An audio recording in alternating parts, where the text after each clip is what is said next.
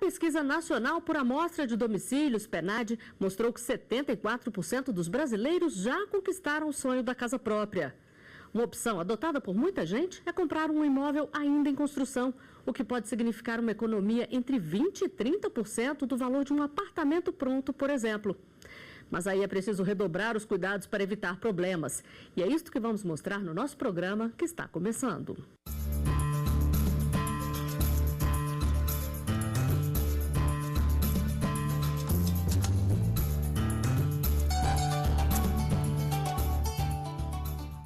No artigo 5º de hoje, vamos falar sobre os direitos de quem compra um imóvel na planta e o que muda com o acordo que implementa novas regras aos contratos. A Constituição Federal garante o direito de propriedade.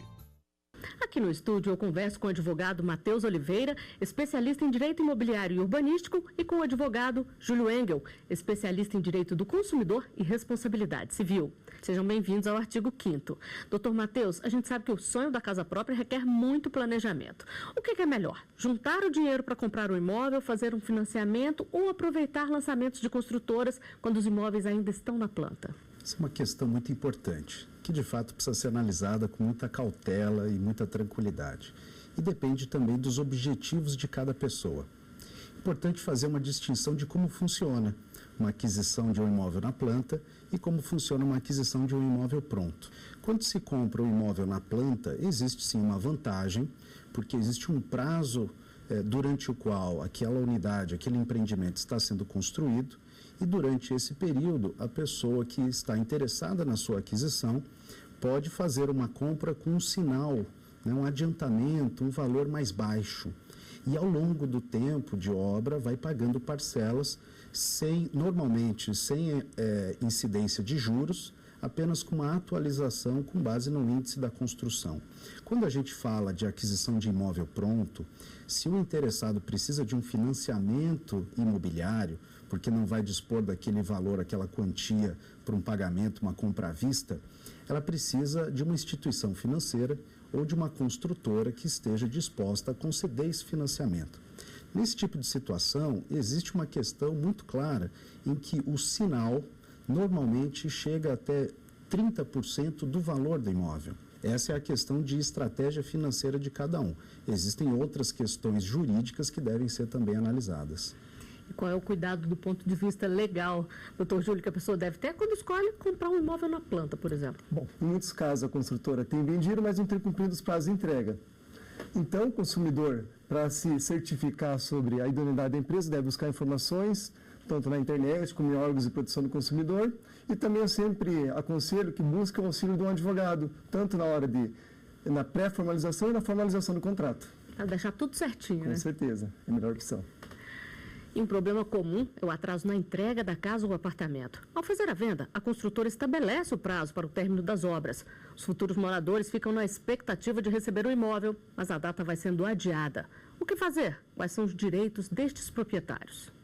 A esperança de Janaína até receber o apartamento dos sonhos foi longa e complicada. Tivemos aí um atraso de 6 meses de obra, né? Além dos 180 dias que eles já incluem no contrato. E depois nós tivemos mais 1 ano e 9 meses quase para a liberação da administração municipal. O atraso da construtora na entrega do imóvel causou também transtornos financeiros, o que levou a família a ter mais despesas. Para este advogado, a responsabilização civil em casos como esses é necessária, pois se trata de um contrato de adesão com regras pré-fixadas e os prazos precisam ser respeitados. Diante de atraso na entrega de um imóvel, o futuro proprietário pode seguir 2 caminhos. No cenário de uma família que, ainda que com atraso, intente o desejo de ter esse imóvel, ela vai entrar com uma ação simples de obrigação de fazer, cumulada com os eventuais danos morais que ela venha a ser submetida.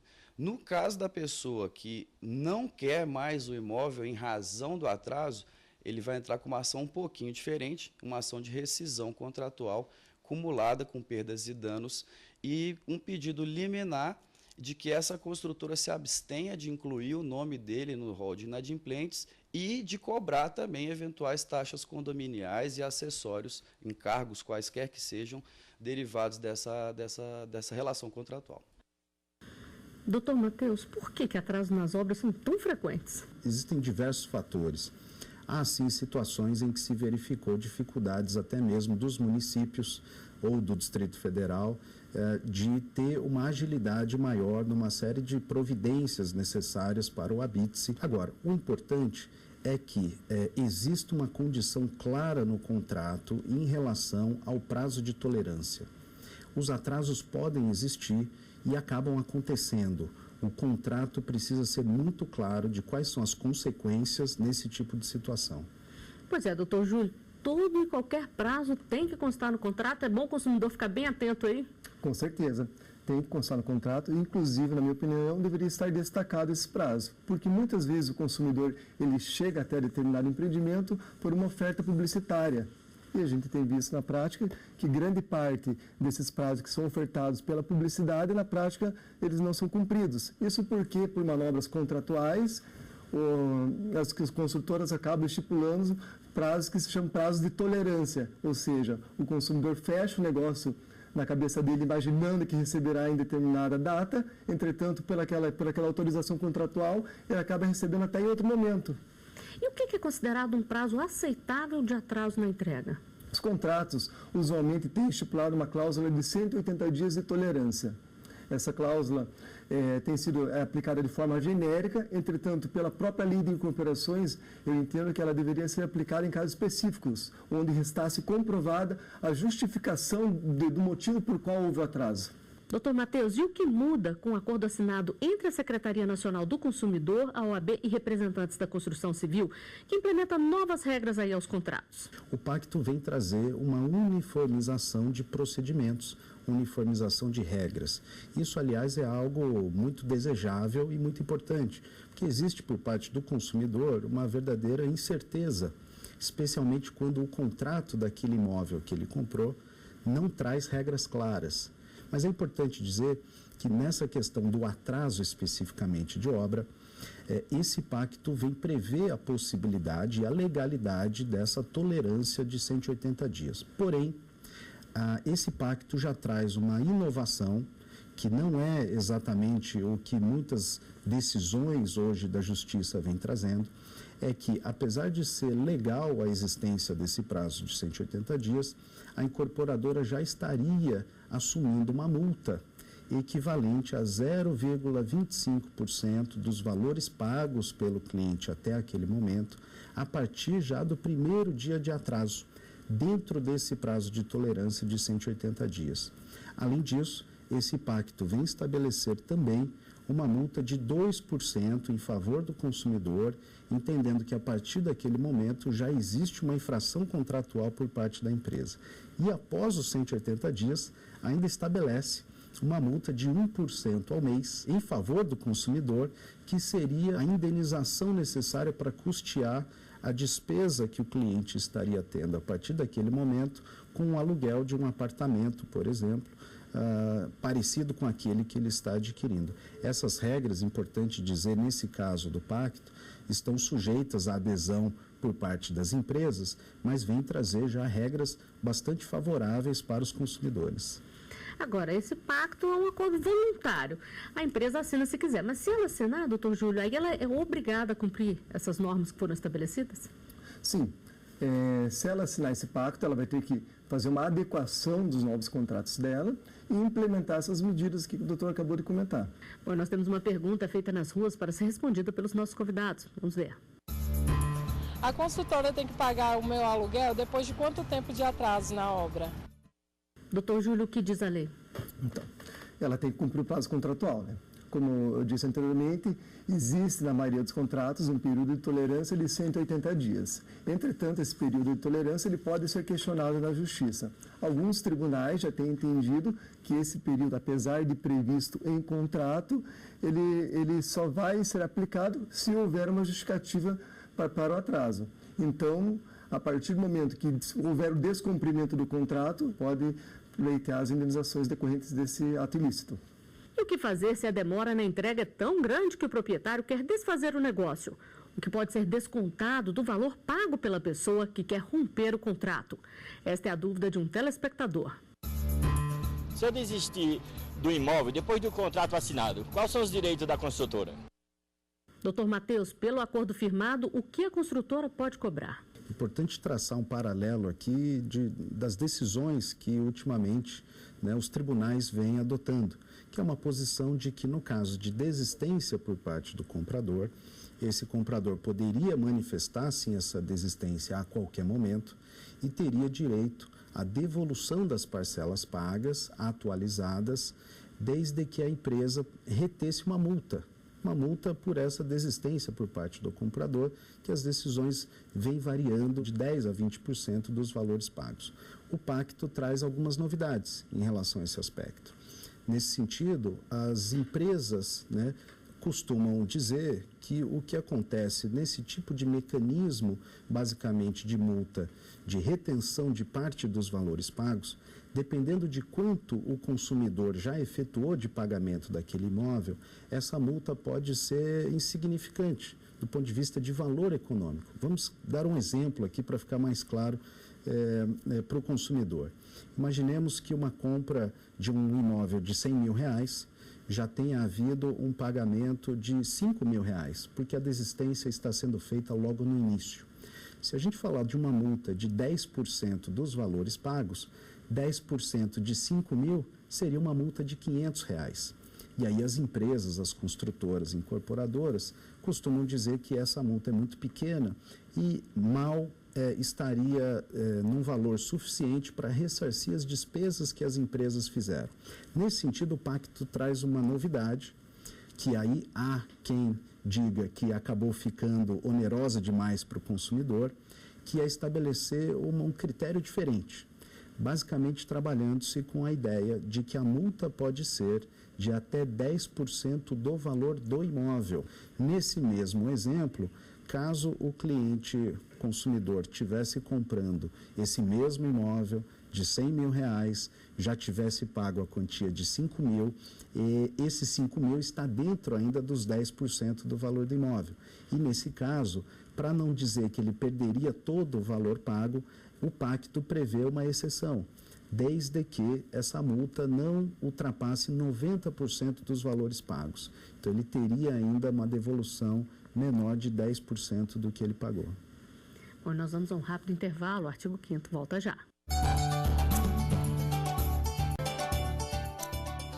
Estamos de volta com o artigo 5º. Aqui no estúdio eu recebo o advogado Júlio Engel, especialista em Direito do Consumidor e Responsabilidade Civil, e o advogado Matheus Oliveira, especialista em Direito Imobiliário e Urbanístico.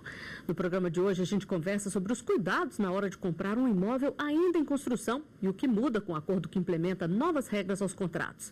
E vamos conferir mais uma pergunta feita nas ruas. A construtora não me entregou o apartamento como no contrato, que eu devo fazer? Doutor Matheus, como fica nessa situação? Vamos partir da ideia de que não foi entregue em termos de acabamentos, em termos de áreas de lazer, em coisas que foram prometidas. Importante dizer que a empresa precisa ter clareza naquilo que está sendo vendido. E essa é uma importância grande nos casos de aquisição de imóveis na planta, porque justamente o imóvel não existe. Não é possível fazer uma visita ao empreendimento. Então tem que trabalhar com uma ideia de que o que está sendo vendido é o que vai ser entregue. Existe um material publicitário que é entregue e existe normalmente um memorial descritivo do empreendimento e da unidade. O consumidor precisa ter, primeiro, lembrança de exigir esse documento no ato da compra, que ele possa ter acesso ao memorial descritivo do empreendimento, tanto das áreas comuns quanto da unidade, e também o material publicitário. O que precisa ser entendido e de forma clara, no momento da entrega, se há realmente, efetivamente, uma divergência muito grande em relação àquilo que foi entregue, aquilo que estava no material publicitário e aquilo que estava no memorial descritivo. Pois é, e se não entregou da forma como prometeu, aí o consumidor pode recorrer à justiça para que a construtora faça o que prometeu? Pode, não só pode, quanto deve. Deve sim aquele consumidor que se sentiu prejudicado, que comprou algo e recebeu alguma coisa diferente daquilo do que comprou, claro, deverá buscar um ressarcimento com a diferença, né, daquilo em que ele se sentiu prejudicado. Agora, doutor Júlio, muitas vezes a construtora entrega da forma como prometeu, tudo certinho, mas passou um pouquinho de tempo, o imóvel começou a apresentar problemas, vazamentos, trincas nas paredes. Qual é a responsabilidade da construtora? Por quanto tempo ela tem que arcar com aquilo que foi entregue? Okay.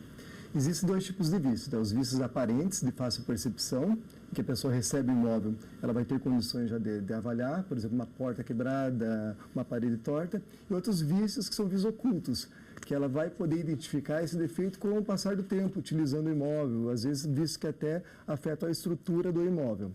Para esse tipo de vício oculto, existe uma garantia legal de 5 anos, uma garantia prevista no Código Civil. Então, nesse período, ele pode reclamar isso e solicitar o conserto. Entretanto, agora, com a assinatura desse pacto, houve um elastecimento desse prazo, tanto para o vício de fácil percepção, que passou agora a 5 anos, e para esses outros vícios relacionados a questões estruturais, com base em normativas da ABNT, estipulou-se o prazo de 20 anos. A ABNT também possui norma que define a necessidade do condomínio realizar manutenções periódicas. É importante cada vez mais que o consumidor também tenha, né, dentro dos seus condomínios, e isso fica muito como sendo uma responsabilidade do síndico, de realizar algumas manutenções. Vou dar um exemplo aqui, até que muitas vezes os consumidores acabam não tendo ciência disso, que é a garantia para pintura. Pinturas de áreas externas, a garantia prevista nessa norma de desempenho da ABNT é de 2 anos, porque se entende que naturalmente existe um desgaste natural do uso. Então, áreas externas, o condomínio tem que assumir uma manutenção. Bom, e vamos conferir a última pergunta feita nas ruas.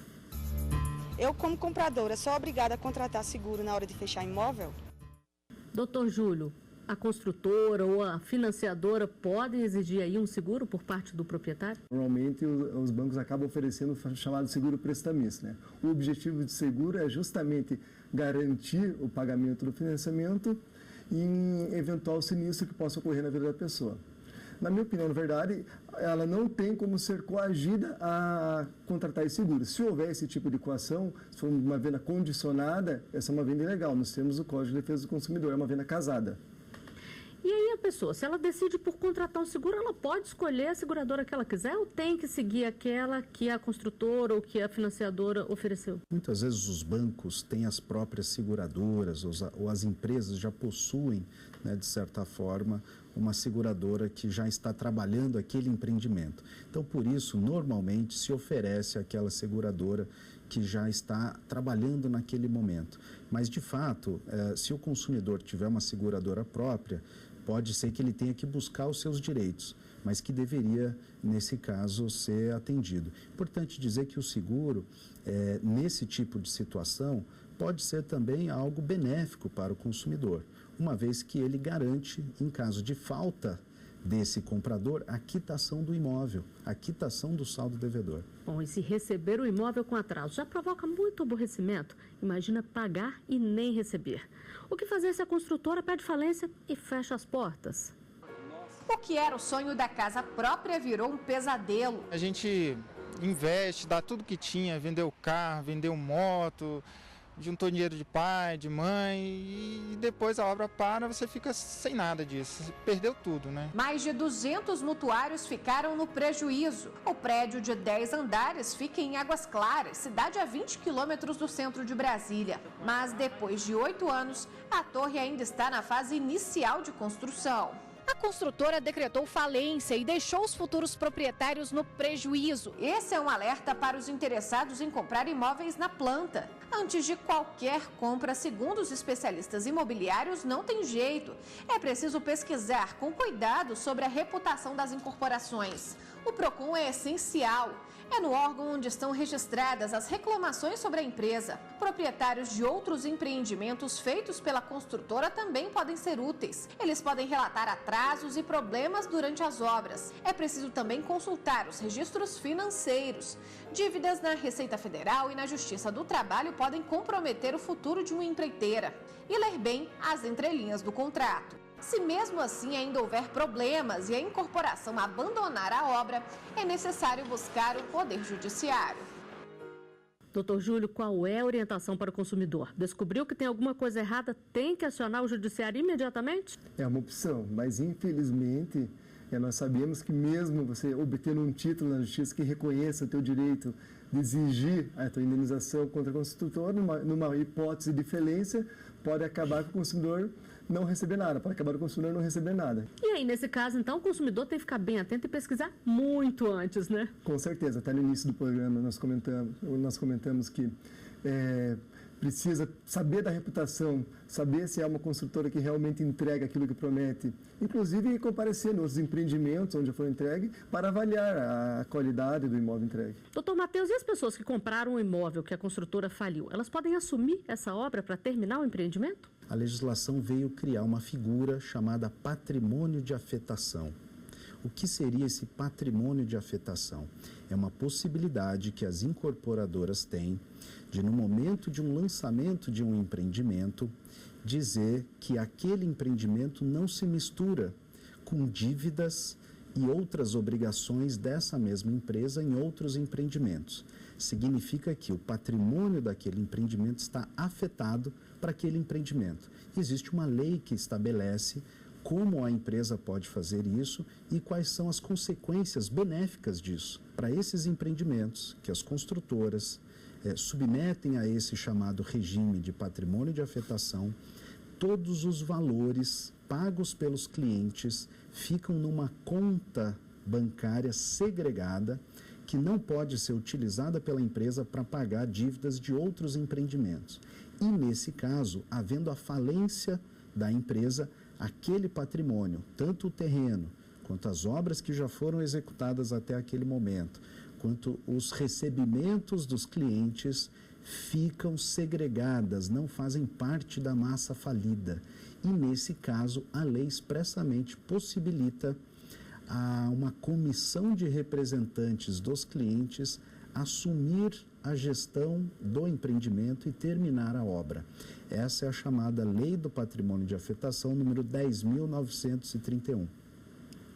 Bom, e como a população encara os problemas enfrentados com as construtoras? Vamos conferir as opiniões.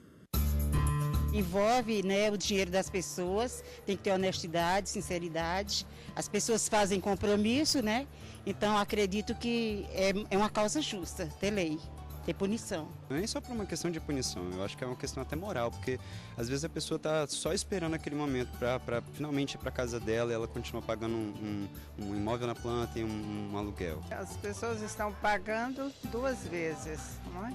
Precisa ter regras bem claras e agilizar. A justiça agilizar a cobrança dessas empresas. O próprio governo do estado tem normas, leis para que o consumidor seja protegido nessas situações. O consumidor, claro, por sua vez, tem a obrigação de buscar informação. Bom, nós estamos chegando ao final do programa e eu gostaria de saber de vocês como vocês analisam as respostas dos consumidores, se é isso mesmo, se falta maior rigor aí em relação às construtoras. Doutor Júlio. Na verdade, as leis postas são suficientes para que as pessoas busquem tutelar os seus direitos, ok? Mas o que me chama muita atenção são os argumentos de marketing utilizados para a venda dos imóveis. Normalmente, esse consumidor é atraído com uma promessa de baixa entrada, sem perceber que ele vai continuar pagando sobre correção sobre o saldo devedor até efetivamente comprar o imóvel. E também eles são atraídos também para aquele velho jargão de saia do aluguel e entre na casa própria. Nem sempre essa é a melhor opção financeira. Então, eu acredito que a melhor opção seja ele fazer uma análise financeira sobre a possibilidade dele assumir esse compromisso. E para o senhor, doutor Matheus? É importante, acima de tudo, que o consumidor esteja muito atento. Existem, sim, órgãos de controle.